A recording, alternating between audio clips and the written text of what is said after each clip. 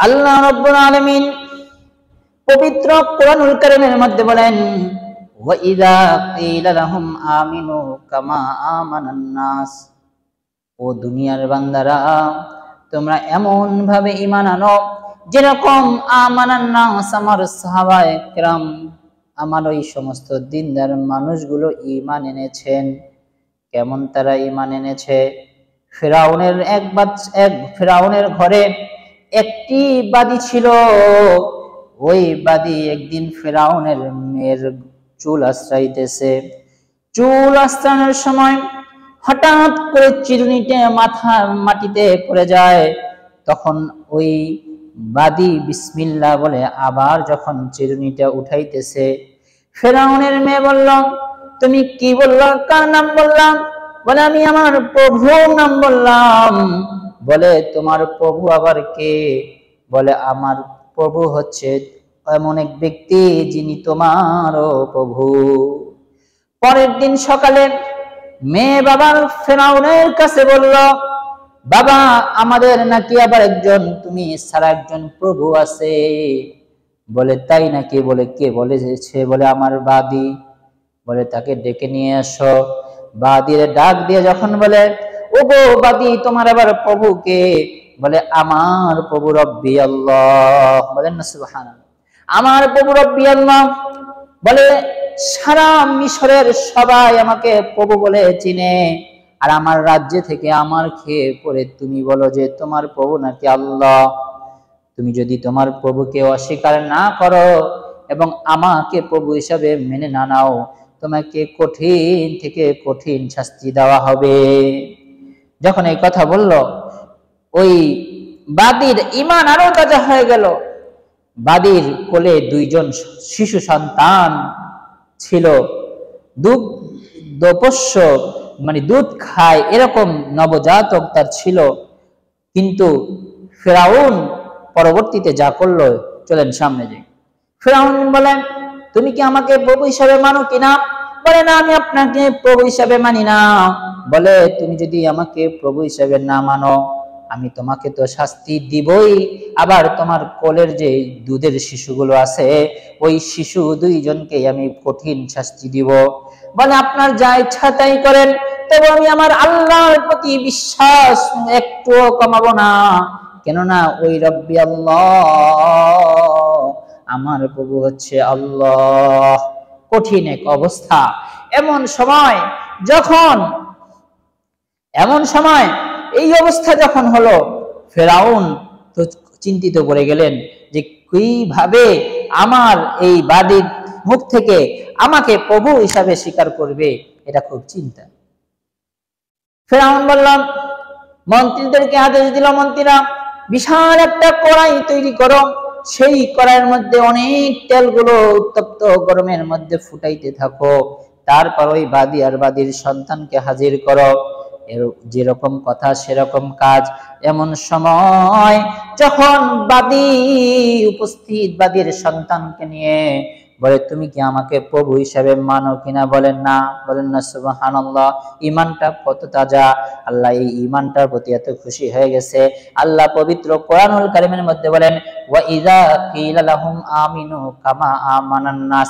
যখন এই অবস্থা হলো, ভাইরা আমার, এমন অবস্থা, উত্তপ্ত গরম ফুটানো তেল। ফিরাউন বলে, ওই যে পাতিলের মধ্যে তেল দেখতেছো কড়াইয়ের মধ্যে? বলে, হ্যাঁ দেখতেছি। বলে, তুমি যদি আমাকে আল্লাহ বলে স্বীকার না করো, বিশ্বাস করো তোমার কোলের সন্তানকে ওই ফুটন্ত গরম তেলের মধ্যে আমি ভেজে ফেলবো। এখন তো মায়ের মনটা এমনি নরম হয়, মায়ের মন নরম হয়। মা চিন্তা করতেছেন কি করবেন।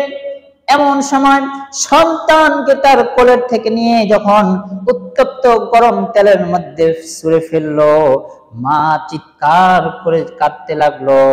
এমন সময় সন্তান বলে, মা, ও গো মা, তুমি চিন্তা কইরো না, ফিরাউন যে উত্তপ্ত গরম তেলের মধ্যে আমারে ফেলাইয়া দিছে, মনে মনে ভাবতেছে, মা, আমার আল্লাহ আমাকে সোজা জান্নাতে নিয়ে গেছে।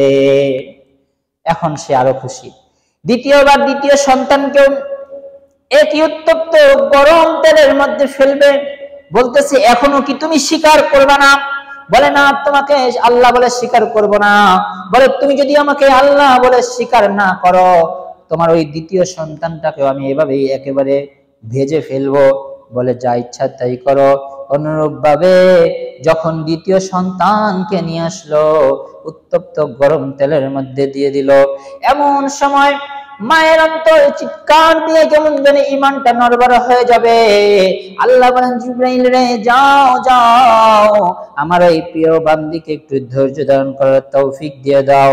আর এখানে উত্তপ্ত গরম তেলের মধ্যে তার আদরের সন্তানকে যে ফেলে দিচ্ছে, তুমি এর দ্বারা বুঝায় দাও যে উত্তপ্ত গরম তেলের মধ্যে ফেলায় নাই, বরং জান্নাতের মধ্যে ফেলায় দিছে। মা যখন এই অবস্থা দেখলেন, চিৎকার করে দ্বিতীয় সন্তান বলতেছেন, মা মা মা, তুমি ধৈর্য ধারণ করো, ঈমানকে ত্যাগ করো না। তুমি যে রব্বি আল্লাহ, তুমি যে আল্লাহর প্রতি ঈমান আনার কারণে ফিরাউন জালেম আমাদেরকে এত বড় শাস্তি দিতেছে, ওগো মা, আমাদেরকে শাস্তি দিচ্ছে না, বরং আমাদের সবাইরে জান্নাতের মধ্যে ঢুকায় দিতেছে। এমন সময় মায়ের মুখে হাসি। মাকে কিভাবে শাস্তি দিল? মা এই শাস্তির কারণে মাও দুনিয়া থেকে চলে সোজাসুজি জান্নাতের মধ্যে চলে গেলেন। আল্লাহ তাআলা এই বাদীর ঈমানটাকে এত পছন্দ করেছেন, আমাদের নবী হযরতে মুহাম্মদ রাসূলুল্লাহ সাল্লাল্লাহু আলাইহি ওয়াসাল্লাম যখন হিজরতের মেরাজ থেকে যখন নবীজি বাইতুল মুকাদ্দাস থেকে যখন উপরে আসমানের মধ্যে উঠবেন, আল্লাহ তাআলা ওই বাদীর কবরের সুঘ্রাণটা ওই বাইতুল মুকাদ্দাসে হাজার হাজার বছরের পরেও আমার নবীর সুঘ্রাণটা পাওয়া দিলেন। বলেন না সুবহানাল্লাহ। আমার নবী জিবরাইলকে বলেন, এটা কিসের সুঘ্রাণ? পরে জিবরাইল পূর্ণ ঘটনা বর্ণনা করেন। এর মাধ্যমে আল্লাহ তাআলা বলেন, ওয়া ইযা কিলা লাহুম আমিনু কামা আমানান নাস, ও আমার বান্দারা, তোমরা ঈমান আনো এমন ঈমান যেরকম ঈমান এনেছে আমার সাহাবায়ে কেরাম। আজকে তো আমাদের ঈমানের অবস্থা এমন যে ঈমান আমরা 2 টাকার বিনিময়ে বিক্রি করে দেই। আমাদের সন্তান না হলে আমরা মাজারে গিয়ে বলি, বাবা আমাদেরকে সন্তান দাও। আমরা 2 টাকার বিনিময়ে নামাজ ছেড়ে দেই, 10 টাকার বিনিময়ে নামাজকে আমরা পরিত্যাগ করি। আরো কিছু মানুষ তো এমন আছে, ঈমানকে বিক্রি করে সরকার এবং যত জালেমের যত কথা আছে শুনতে রাজি হয়, তবুও কি ঈমান তাদের ঠিক থাকে। কিছু মানুষ তো এমনও পাওয়া যায়। তাই আমাদের ঈমানকে শক্ত করা দরকার। এই ঈমানকে এই ঈমান নিয়ে সিনিমিনি করার কারণে আজকে আমাদের ঈমান